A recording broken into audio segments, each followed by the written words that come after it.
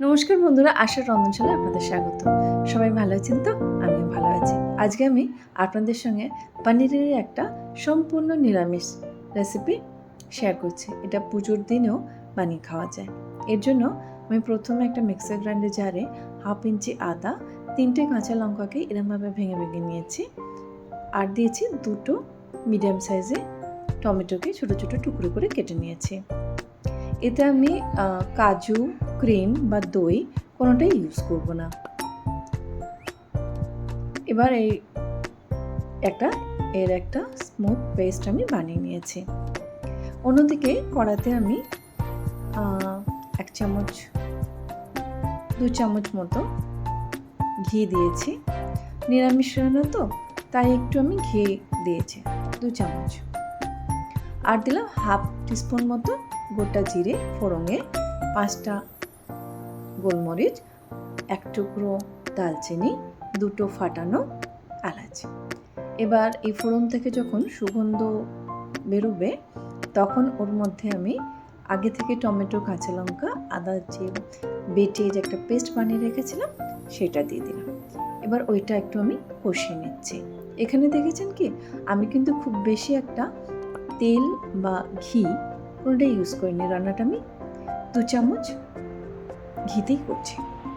1/4 চামচ হলুদ দিলাম, 1/2 টিস্পুন দিলাম রেড চিলি পাউডার, 1/2 টিস্পুন ধনে গুঁড়ো, আর 1 টিস্পুনের একটু বেশি কাশ্মীরি রেড চিলি পাউডার দিলাম।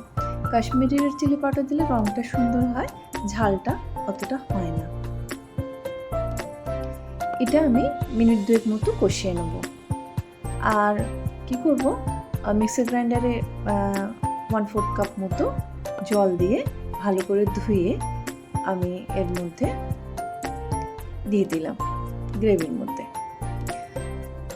এই অন্যদিকে গ্রেভিটা আমি কষাতে থাকছি, আর অন্যদিকে আমি বললাম না দই দিচ্ছি, না কাজু, না ক্রিম।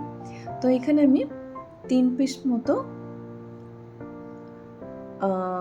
পনিরের কিউব নিয়ে নিয়েছি, আর নিয়েছি 1/4 থেকে একটু কম দুধ দিয়ে ওর একটা স্মুথ পেস্ট মতো বানিয়ে নিয়েছি। মশলা আমাদের মোটামুটি কষানো হয়ে গেছে। এবার যে পনির আর দুধের যে মিশ্রণটা স্মুথলি বানিয়েছিলাম সেটা দিয়ে দিলাম। সেটাই এখানে এই গ্রেভিটা রিচনেস করবে, মানে একটু রিচ বানাবে। নিরামিষ রান্নায় একটু রিচ না হলে ভালো লাগে কি? এবার বাকি যেটুকু পনির বা দুধ মিক্সার গ্রাইন্ডারে ছিল সেখানেও আমি অল্প পরিমাণ জল দিয়ে ধুয়ে দিয়ে দিলাম, কেননা আমরা কোনো কিছু জিনিসই গৃহিণীরা নষ্ট করি না, তাই না?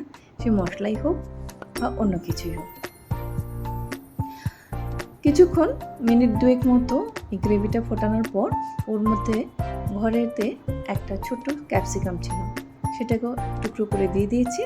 আর একটা টমেটোকে তার বীজটা বাদ দিয়ে তার ওটাকেও ছোটো ছোটো টুকরো করে দিয়ে দিয়েছি। এবার এই গ্রেভির মধ্যে দিয়ে এটাকে আমি একটু ফুটিয়ে নিচ্ছি। আর দিলাম নুন, 1 টিস্পুন মতো নুন। এর আগে কিন্তু নুন দিইনি আমি। নুন দিয়ে কিছুক্ষণ ফোটানোর পর পনিরগুলো দিয়ে দিচ্ছি, কিন্তু মশলা তো আমাদের অলরেডি কষানো ছিলই। পনিরগুলো সব দিয়ে যাতে পনিরের মধ্যে মশলার সমস্ত স্বাদটা আসে। এইভাবে যদি আমরা পনিরের নিরামিষ রান্নাটা করি, সত্যি গ্যারেন্টি দিয়ে বলতে পারি খারাপ লাগবে না, খুবই ভালো লাগবে। ঢাকা দিয়ে আমি এটা 3 থেকে 4 মিনিট রেখে দিয়েছিলাম মিডিয়াম ফ্লেমে। এবার আমি একটু কাসুরি মেথিকে রোস্ট করে নিয়েছিলাম, সেটা গুঁড়ো করে হাতে দিয়ে দিলাম। কাসুরি মেথি যে কোনো নিরামিষ রান্নায় দিলে কিন্তু সত্যি তার স্বাদ আর সুগন্ধ অনেকটাই বাড়িয়ে দেয়।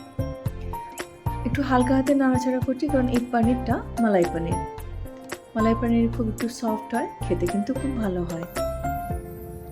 এভাবে কিছুক্ষণ নাড়াচাড়া করার পর আমি ওর মধ্যে দিয়ে দিলাম 1 টিস্পুন মতো কিচেন কিং মশলা।